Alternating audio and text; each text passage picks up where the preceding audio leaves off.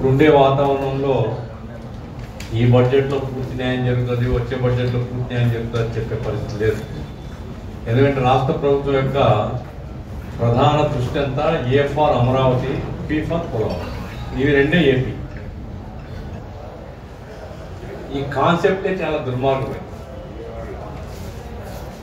అమరావతి రాజధాని అనే దాంట్లో ఏం అభ్యంతరం లేదు, చదువు అంగీకరించిందే ఆ అమరావతి చేయవచ్చు. ఇప్పుడు అమరావతికి 69,000 కోట్ల రూపాయలతో టెండర్లు పిలవబోతున్నారు. 69,000 కోట్ల రూపాయలు ఒక చోట ఖర్చు పెట్టడం అనేటువంటి ఉండేటువంటి రాష్ట్ర ప్రభుత్వానికి న్యాయమా? ఇప్పుడు ఈ 69,000 ఇప్పుడు ముఖ్యమంత్రి గారు చాలా ప్రమాణకరంగా ఏం మాట్లాడుతుంటాడు, ఇది సెల్ఫ్ సస్టైన్ ప్రాజెక్ట్, దాని యొక్క ఆర్థికం అక్కడి నుంచే వస్తుంది. 69,000 కోట్ల రూపాయలు ఎవరు డబ్బు ఖర్చు పెడుతున్నారు? రాష్ట్ర ప్రభుత్వం హామీ ఇచ్చి, రాష్ట్ర ప్రభుత్వం కాగితం రాసిచ్చి అంగీకరించి అప్పు తీసుకుని వచ్చి ఖర్చు పెడుతుంది. 69,000 కోట్ల రూపాయలు వెనుకబడ్డ ప్రాంతాల ప్రాజెక్టు మీద ఖర్చు పెడితే అన్ని ప్రాజెక్టులు పూర్తయిపోతాయి.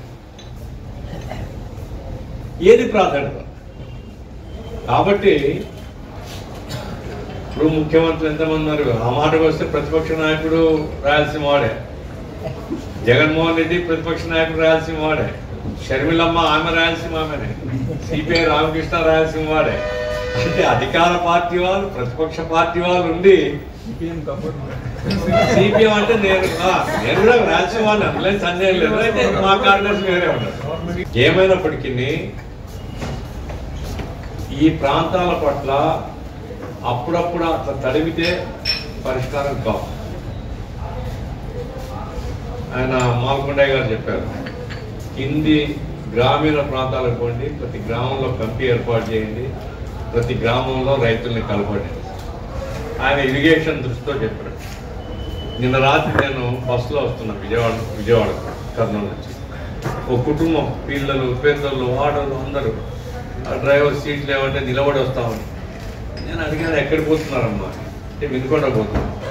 ఏమ్మా వినుకొండ కంటే మిరపకాయలు దగ్గర పని దొరుకుతుంది అక్కడ. మీరు కోసిగి ప్రాంతానికి పోతే ఇప్పటికే 1000 మంది గ్రామాల దగ్గర వెళ్ళిపోయినారు. దేవనకొండ, కోసిగి ఈ ప్రాంతంలో 1000 మంది వెళ్ళిపోయినారు బతకడానికి. ఎక్కడికి పోతున్నారు? బతకడానికి పోతున్నారు, ఓపెన్గా బతకడానికి. అంటే ఇటు చేస్తాం, చావకుండా ఉండాలంటే వేరే ప్రాంతం పోయి బతకాలి.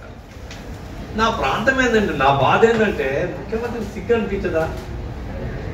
ఈ రాష్ట్రంలో ఉండే పౌరుడు బతకడం కోసం ఎక్కడెక్కడ సుదూర ప్రాంతాలు పోయి రోడ్ల మీద ఉండి బతుకుతున్నాడు అంటే అది ఎంత అవమానకరం. వాళ్ళకేం లేదు అది.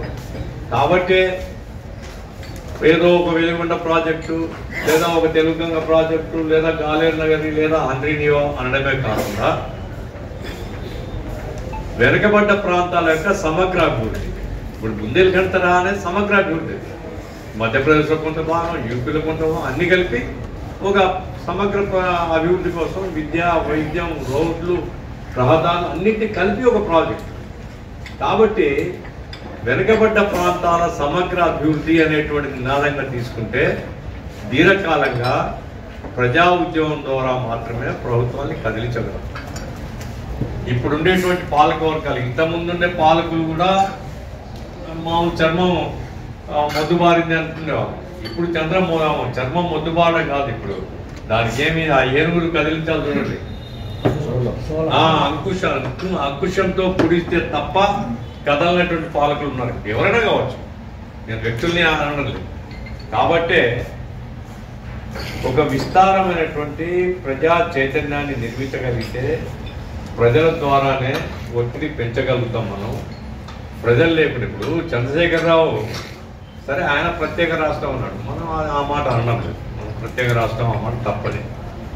కానీ శ్రీకృష్ణ కమిషన్ నివేదికలో చాలా స్పష్టంగా చెప్పారు. శ్రీకృష్ణ కమిషన్ కేంద్రం నియమించిన కమిటీ, వాళ్ళ నివేదికలో వాళ్ళు చెప్పారు, తెలంగాణ అన్యాయం జరిగిపోతుంది అనేసి చాలా గొడవ చేస్తున్నారు. కానీ ఆంధ్రప్రదేశ్ రాష్ట్రంలో అత్యంత వెనుకబడ్డ ప్రాంతం రాయలసీమ. అందుకోసం ప్రజలు కదిలితే పాల్గొని కదులుతారు, ప్రజల్ని కదిలించడం ఇది సమస్య. నా సూచన ఏమంటే, ఒకటి తక్షణం ఒక రిప్రజెంటేషన్ బడ్జెట్ రాబోతుంది కాబట్టి అయ్యా నీ ప్రాజెక్ట్ నీ బడ్జెట్లో రాయలసీమ ప్రాజెక్ట్ పూర్తి. ఎందుకంటే రామకృష్ణ చెప్పాడు నీళ్ళు నిలవబెడుతున్నాను, అవన్నీ కాంట్రాక్టుల డబ్బులు కదా, కాంట్రాక్టర్ డబ్బులు వస్తాయి కాబట్టి పట్టు పట్టు చేస్తారు వాళ్ళు. పంట కాలువలకు వీళ్ళు డబ్బులు లేరు, చేసేవాడు కూడా రాడు, దాంట్లో పెద్ద ఇన్కమ్ ఉండదంట, నాకు తెలియదు.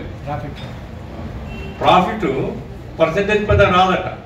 కాబట్టి పంట కాలువలు లేకుండా పైన నీళ్లు బ్రహ్మసాగర్ నేను చూశాను మఠం దగ్గర, చాలా భారీ రిజర్వాయర్ ఉంది, పైన కింద బద్వేలు వైపు పోతే అంతా ఎండిపోతుంది. ఏమిటంటే నీళ్లు ఉన్నాయి, కాలువలు లేవు. కాబట్టి రాయలసీమ సమగ్ర అభివృద్ధి దాంట్లో భాగంగా ప్రాజెక్టులు మాత్రమే కాదు, పంట కాలువల నిర్మాణం, చివరి భూములో నీళ్ళు వచ్చేటువంటి పద్ధతి, ఇది కూడా మనం సూచించాలా. విద్య వైద్య రంగాలకు సంబంధించినటువంటి ఏం చేయాలో సూచించాలా. ఇప్పుడు కర్నూలు నుంచి ఎవరైనా విజయవాడకు బస్సులంటే తెలుస్తుంది, ఎవరు మనస్ఫూర్తిగా కోరుకోడు అమరావతికి పోవాలని. ఎందుకు? ఆ ఎగుడు దిగుడు పైకి వేసి కింద పడుతున్నటువంటి పరిస్థితి బస్సు. మరి అది నల్లమల ఫారెస్ట్ సెంట్రల్ గవర్నమెంట్ అడగరా వీళ్ళు, అయ్యా ఈ మాకు లింక్ కావాలి, ఈ రోడ్డు వేయడానికి పర్మిషన్ అడగరా? అడిగారు, డబ్బులు కేటాయించారు. లేదా కేంద్ర ప్రభుత్వం వేయమనండి రోడ్డు, రాజధాని అంగీకరించిన తర్వాత రోడ్డు వేయాలి కదా. రైల్వే లింకులు లేవు, రోడ్లు లేవు, విద్య లేదు, వైద్యం లేదు, నీళ్లు లేవు, పనులు లేవు. కాబట్టే ప్రజాధికాన్ని చైతన్యపరిచే దాంట్లో నా సూచన అంటే, ఒకటేమో తక్షణం ఒకటి ఇద్దాము, దాంతో అయిపోయింది అనుకోవద్దు. రాయలసీమకు సంబంధించినటువంటి వెనుకబడ్డ ప్రాంతాలకు ఉత్తరాంధ్ర రామకృష్ణ బాధ్యత తీసుకొని రిప్రజెంటేటివ్స్తో కూర్చొని వాళ్ళ డిమాండ్స్ ఏదో చాకౌట్ చేయని, రాయలసీమ డిమాండ్స్ అన్ని చాకౌట్ చేసి ఒక సబ్ కమిటీ కూర్చోవాలి.